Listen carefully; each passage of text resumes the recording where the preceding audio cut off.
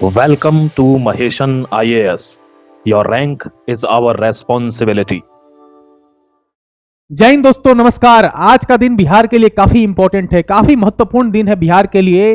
25 से 30 फिर से नीतीश का जो संकल्प लिया था महागठबंधन के खिलाफ एनडीए सरकार ने, वो संकल्प जो है आज पूरा होता हुआ दिख रहा है। ऐसी क्या कारण हुई जिसकी वजह से तेजस्वी और राहुल की जो तिकड़ी थी वो हार का सामना कर रही है, और नीतीश और मोदी की जो जोड़ी है उसने कमाल कर दिया। आज इस पर चर्चा करेंगे, ध्यान से देखना वीडियो को अंत तक और सारी चीजें आपको क्लियर हो जाएंगी। अभी तक के डेटा के अकॉर्डिंग बिहार में पूरी तरीके से जो है वो सरकार बन रही है किसकी, तो वो है एनडीए की। बीजेपी और जेडीयू की सीटों को ही मिला दे तो बम्पर, जो कि अमित शाह ने दावा किया था लगभग 160 सीटों से ज्यादा जो है उनको मिलने वाली हैं, वो डेटा जो है जो अमित शाह का दिया हुआ था वो लगभग अचीव करता हुआ दिख रहा है एनडीए। और जहां बात करते हैं महागठबंधन की, तो महागठबंधन का पूरा सुपड़ा साफ हो गया है। एलजेपी रामविलास की भी बात करें तो उनका भी स्ट्राइक रेट काफी अच्छा है। आरजेडी तो पूरे मुंह दिखाने लायक नहीं रही। आईएनसी की बात करें, इंडियन नेशनल कांग्रेस की, तो लगभग 5 सीटें इनको मिली हैं। एआईएमआईएम की बात करें तो 5 सीटें, यानी कि लड़ाई जो थी वो एआईएमआईएम और आईएनसी की थी, और इधर आरजेडी और एलजेपी रामविलास की लड़ाई थी, ऐसा कह सकते हैं चुनाव के परिणामों को देखते हुए। यानी बम्पर वोट मिला है। किसको मिला है, तो एनडीए को मिला है, बीजेपी को मिला है, जेडीयू को मिला है। और आखिर क्या कारण रहे इसके पीछे, इसको भी हम चर्चा करेंगे।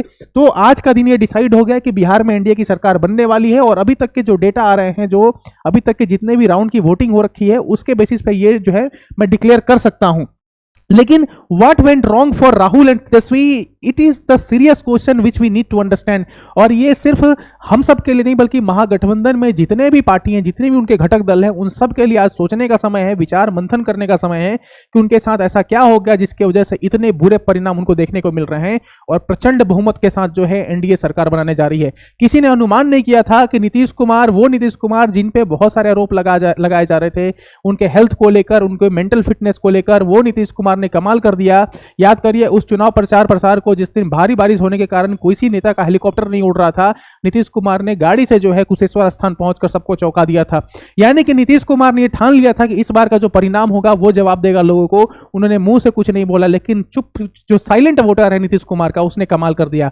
और जहां तक बात करते हैं बीजेपी की, बीजेपी ने जो मेहनत की अपने पोलिंग लेवल पे, ग्राउंड लेवल जो मेहनत की, उसका फल आज देखने को मिल रहा है, और इसके लिए जो भी लीडर्स हैं उन सबके लिए बधाई का पात्र है। तो आज जो है हम लोग थोड़ा एनालिसिस भी कर लेते हैं कि भाई ऐसा क्या होता है इन तीनों के साथ जो ये लोग हार जाते हैं। तो यही नीतीश कुमार है। 2005 में इनका सफर शुरू होता है, और 2005 से 2025 तक लगातार, बीच में कुछ समय को अगर छोड़ दिया जाए जीतन राम मांझी का समय, तो लगातार जो है ये बिहार के मुख्यमंत्री रहे। और इन्होंने जो है लगभग 2005 में जो सिनेरियो था बिहार को, उसको लगभग पूरा बदल कर रख दिया। 2025 में अगर देखा जाए तो काफी बड़ा परिवर्तन लाया है, लेकिन अभी भी बहुत परिवर्तन की जरूरत है बिहार में, और बहुत बदलाव की जरूरत है, बहुत विकास की जरूरत है, ताकि बिहार भी जो है बाकी राज्यों के बराबरी में आ सके, बिहार से पलायन ना हो सके, शिक्षा व्यवस्था को सुधारा जाए, स्वास्थ्य रोजगार के मौके जो है प्रदान किए जाए बच्चों को, युवाओं को। ये सारी मुद्दाएं अभी भी बनी हुई हैं, और ऐसा मानते हैं कि भाई सरकार बन रही है, बहुमत के साथ बन रही है, तो ये सारे मुद्दाओं पे भी, इन सारे मुद्दों पे भी सरकार काम करेगी।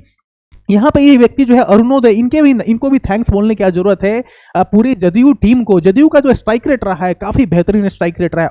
अरुणोदय को थैंक बोलने की क्यों जरूरत है, क्योंकि अरुणोदय ही जो थे उन्होंने ही सारी जिम्मेवारी ले रखी थी जदयू की, और जदयू को जीत दिलाने में, इतनी बड़ी बहुमत दिलाने में इनका काफी बड़ा योगदान रहा है। ध्यान रखना, प्रशांत किशोर जो काम करते थे ठीक उसी तरह का काम अरुणोदय कर रहे हैं, और इन्होंने भी जो है जदयू को इस प्रचंड जीत दिलाने में काफी मेहनत की। पिछले 1 साल से इनकी टीम लगी हुई है, और पूरी टीम ने को जो है बधाई के पात्र हैं, और इनको भी बधाई, इनके पूरी टीम को बधाई कि इन्होंने जदयू को जो है उस मुकाम पर आज हासिल कर दिया जो पिछले इलेक्शन में हमें देखने को नहीं मिला था। बात करेंगे 1985 का जब इलेक्शन हुआ था, बिहार का इलेक्शन, उस समय बिहार के इलेक्शन में 63 लोगों की मौत हो गई थी। और 63 लोगों की मौत जो है ये छोटा डेटा नहीं है, ध्यान रखना। इलेक्शन के टाइम में 63 लोगों की मौत हुई, 156 बूथ पे जो है रीपोल कराए गए, दोबारा इलेक्शन कराए गए।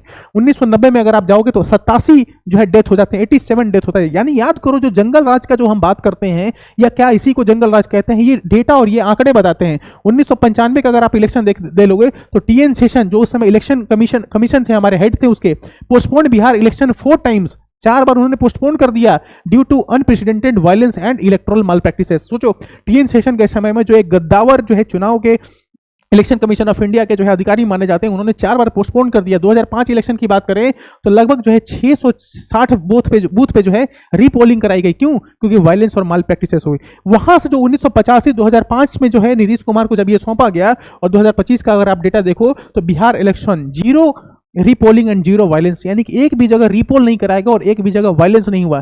शायद यही कारण था कि जिस तरीके से महिलाओं का जो प्रतिशत रहा है इस इलेक्शन में, जो वोट परसेंटेज रहा है वो काफी अनप्रेसिडेंटेड है, यानी कि इतिहास में ऐसा कभी नहीं हुआ।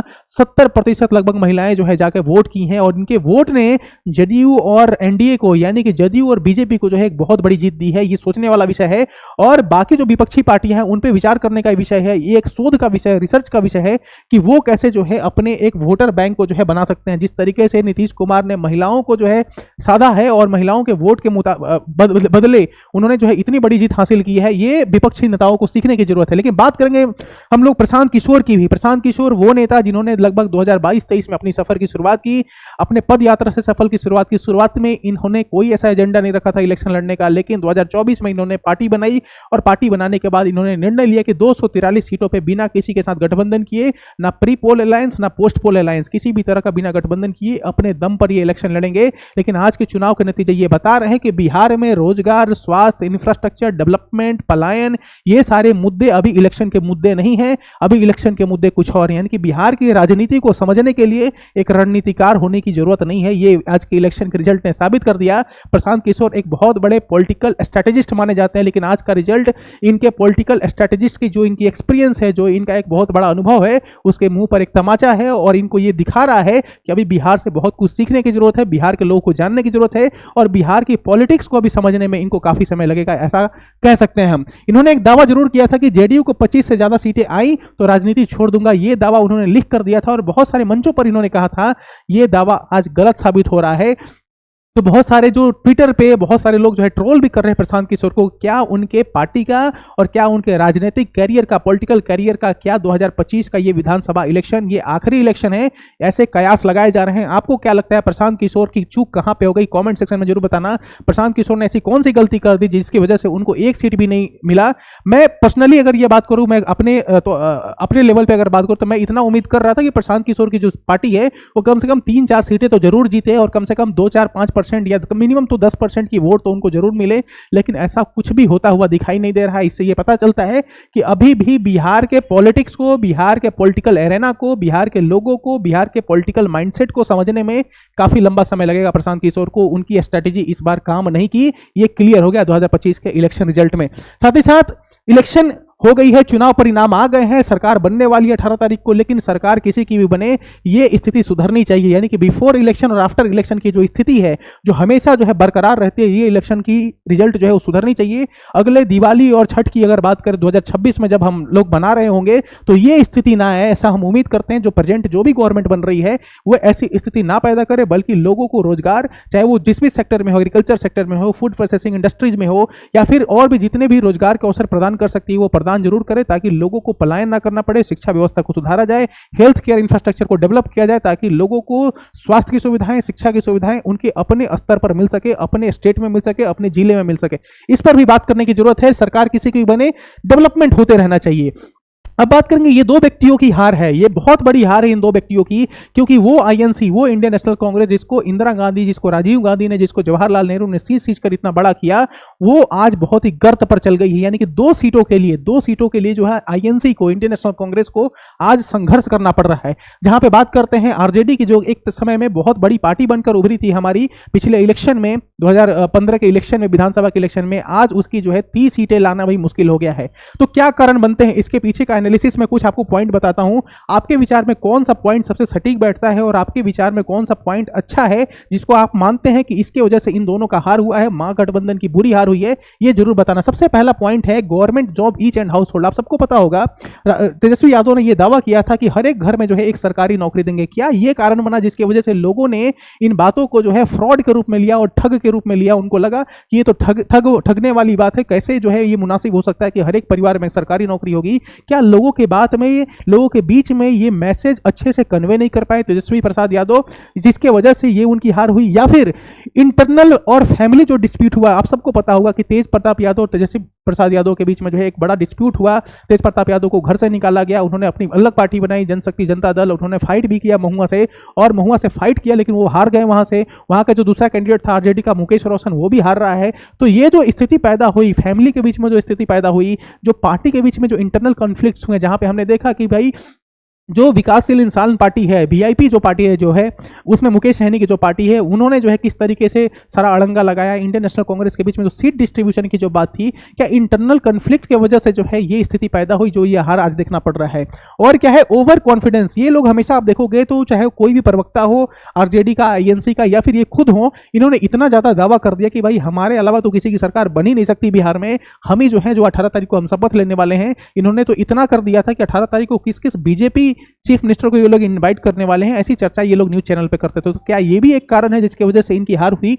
या फिर संजय यादव जो कि आरजेडी के हैं और अल्लावरू जो कि हमारे इंडियन नेशनल कांग्रेस के जो प्रभारी थे, स्टेट प्रभारी थे, इलेक्शन की जिनको जिम्मेवारी दी गई थी अल्लावरू को, क्या वो कारण बनते हैं? उन्होंने सीट डिस्ट्रीब्यूशन अच्छे से नहीं किया, पार्टी का डिस्ट्रीब्यूशन जो टिकट का डिस्ट्रीब्यूशन होता है वो अच्छे से नहीं किया, क्या इसके वजह से पार्टी की हार हुई? या फिर जो संजय यादव हैं जिनको माना जाता है कि उनसे बिना पूछे, उनसे बिना कुछ परमिशन लिए आप तेजस्वी प्रसाद यादव के पास नहीं जानते हैं, वो एक बहुत बड़ा अड़ंगा बनते हैं, ऐसा माना जाता है। गलियारे में ऐसी जो है खबर है कि भाई संजय यादव जो है वो पूरी तरीके से कमान में ले लिए हैं आरजेडी को, और उनके बिना जो है आरजेडी में कुछ होता नहीं है, पत्ता भी नहीं हिलता। तो क्या ये भी एक रिस्पॉन्सिबल है? क्योंकि जो खुद जो आरजेडी के बहुत सारे जो लीडर्स हैं, जो टॉप लीडर्स हैं, इंडियन नेशनल कांग्रेस के जो टॉप लीडर्स हैं, वो मानते हैं कि संजय यादव जो है वो रिस्पॉन्सिबल पर्सन है और उनको जवाबदेही बनती है और उनको जवाब देना चाहिए कि इतनी बड़ी हार कैसे हुई आज आरजेडी की।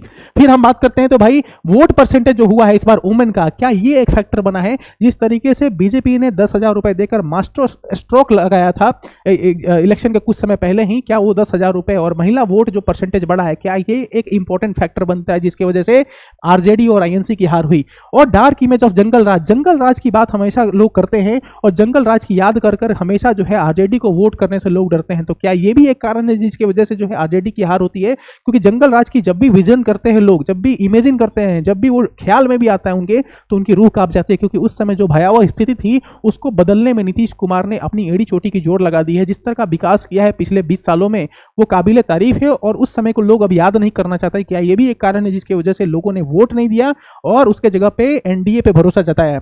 इशू ऑफ वोट चोरी एंड ईवीएम। तो आप सबको पता होगा कि राहुल गांधी और इन लोगों ने वोटर अधिकार यात्रा शुरुआत की थी बिहार में। बहुत सारे नेताएं इनके साथ जुड़े, अलग अलग प्रदेशों से भी बहुत सारे मुख्यमंत्री आए जो कि कांग्रेस के थे। उन लोगों ने वोटर अधिकार यात्रा पूरे बिहार में चलाया, लेकिन क्या उसका कोई भी इंपैक्ट ग्राउंड लेवल पे दिखा? आप सबको पता होगा कि वोटर अधिकार यात्रा में वोट चोरी की बात की गई। वोट चोरी की जो बात है वो बिहार से किसी भी तरीके से रिलेटेड नहीं था उस टाइम पीरियड में, लेकिन इस मुद्दे को इतनी जोर शोर से उठाया गया, लेकिन इसका कोई भी रिजल्ट हमें ग्राउंड पे देखने को नहीं मिला। क्योंकि अगर ग्राउंड पे अगर रिजल्ट होता तो आज के जो वोटर परसेंटेज हैं, जो सीट के जो नतीजे आ रहे हैं, जीतने के जो नतीजे आ रहे हैं, वो कुछ और होते हैं। यानी कि ईवीएम में से और वोट चोरी और ईवीएम का जो ये लोग रोना रोते हैं, इसका कोई भी नतीजा देखने को नहीं मिला, ये हम कह सकते हैं। क्या ये भी एक कारण बनता है? मैं क्वेश्चन पूछ रहा हूं आप सबसे। इमैच्योर डिस्ट्रीब्यूशन ऑफ टिकट जब डिस्ट्रीब्यूट किया गया उस समय भी बहुत सारे आरोप लगे और वो भी एक कारण बन सकता है। Poor management eight booth level and ground level पे भी और बूथ लेवल पे भी बहुत ही पुअर मैनेजमेंट था। क्योंकि जहां पे इनके कोर वोटर्स है, जो कोर वोटर्स की ये लोग बात करते हैं, कोर वोटर्स ने भी इनको वोट नहीं दिया है। ये दिखाता है कि अभी भी इनके कोर वोटर्स के बीच में वो सपोर्ट ये लोग जनरेट नहीं कर पा रहे कि इन पर भरोसा हो सके उनको। ये कारण बनता है कि बूथ लेवल पे और ग्राउंड लेवल पे इनको और काम करने की जरूरत है। जब तक ये ग्राउंड लेवल पे बूथ लेवल पे काम नहीं करेंगे, तब तक जो है किसी भी तरीके से पार्टी में डेवलपमेंट नहीं हो सकता। सीट परसेंटेज की भी बात करें या फिर वोटर परसेंटेज में किसी भी तरह का कोई इजाफा देखने को नहीं मिलेगा। फिर है casteist spokesperson and no charismatic influence. जो इनके स्पोक पर्सन है, आप देखते होंगे अक्सर टीवी पैनल में जो है जो लोग बैठते हैं वो लोग कुछ अलग तरह का ही इमेज बना रखे हैं आरजेडी का, बेमतलब की बेतुका बयान और अलग अलग बातें जो करते हैं उसके वजह से भी हो सकता है ये कारण बने। और दूसरा, कैरिज्मेटिक जो लीडरशिप है वो तेजस्वी प्रसाद यादव में देखने को नहीं मिलता है। जिस तरीके से भाजपा में अगर देखोगे नरेंद्र मोदी जी हैं, अलग अलग लीडर्स हैं, उस तरह का कैरिज्मेटिक पर्सनैलिटी जो है वो तेजस्वी प्रसाद यादव में देखने को नहीं मिलता है। ये कुछ एनालिसिस मैंने आपको बताया जिसकी वजह से हो सकता है कि एनडीए की जीत हुई है और आरजेडी और आईएनसी यानी महागठबंधन की महाहार हुई है। मैं ये कह सकता हूं क्योंकि लोगों ने अपना रिजल्ट देकर उनके मुंह पर तमाचा मारा है और लोग जो है जो रिजल्ट देते हैं वही फाइनल रिजल्ट होता है और उसको सबको एक्सेप्ट करना होता है। क्योंकि लोकतंत्र में जनता ही मालिक और जनता के जो रिजल्ट है, जनता का जो मैंडेट है, मैंडेट को आपको एक्सेप्ट करना पड़ेगा। आप खुश होकर करें, रो कर करें, लेकिन आपको एक्सेप्ट करना पड़ेगा। जनता जिसको चाहती है उसको अर्श पर बैठाती है, जनता जिसको चाहेगी उसको फर्श पर बैठाएगी, इसमें कोई दो राय नहीं है और ये हम सबको पता है।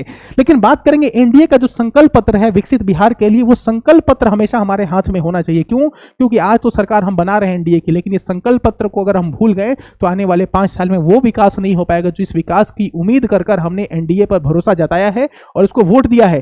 तो अगर हमने वोट दिया है, एनडीए पे भरोसा जताया है, तो इस संकल्प पत्र को हम अपने हाथ में रखेंगे और जितनी भी है ना, बारंबार जितने भी इसमें संकल्प पत्र में जितने भी पॉइंट्स लिखे गए हैं, हर एक पॉइंट पे जो हम सरकार से प्रश्न पूछेंगे और सरकार से प्रश्न पूछकर इनको पूरा करवाने का काम करेंगे।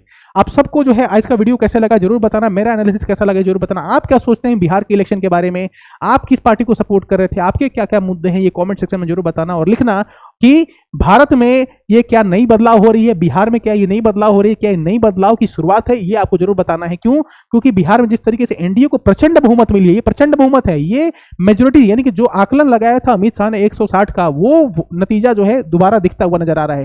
तो आपके क्या विचार हैं? क्या ये बिहार के बदलाव की एक नई शुरुआत है और एक नया दिशा बिहार की तरफ, बिहार में मिलने एक नई दिशा बिहार को मिलने वाली है? इस पर आपके क्या विचार हैं जरूर बताना।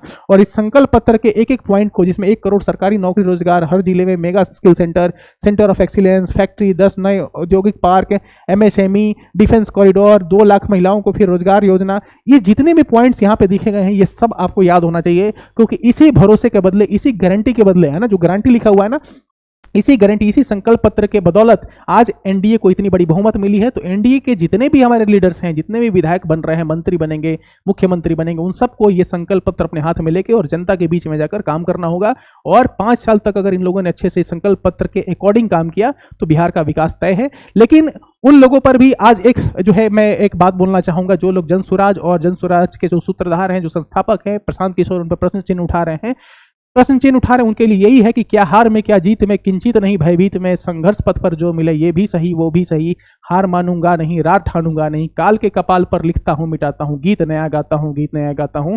प्रशांत किशोर जैसा व्यक्ति जिसने 15 साल लगभग इसी जो है गलियारे में जो है उसने अपना 15 साल खपाया हुआ है, वो टूटने वाला नहीं है। जहां तक मैं पिछले 2-3 सालों में उसको देख रहा हूं as a student of political science and as a teacher of political science, मैं इतना दावे के साथ कह सकता हूं कि ही विल बाउंस बैक और ये हमें देखने को मिलेगा 2030 के इलेक्शन में। Thank you so much for joining today. मिलते हैं किसी और वीडियो में एक नए टॉपिक के साथ। Thank you.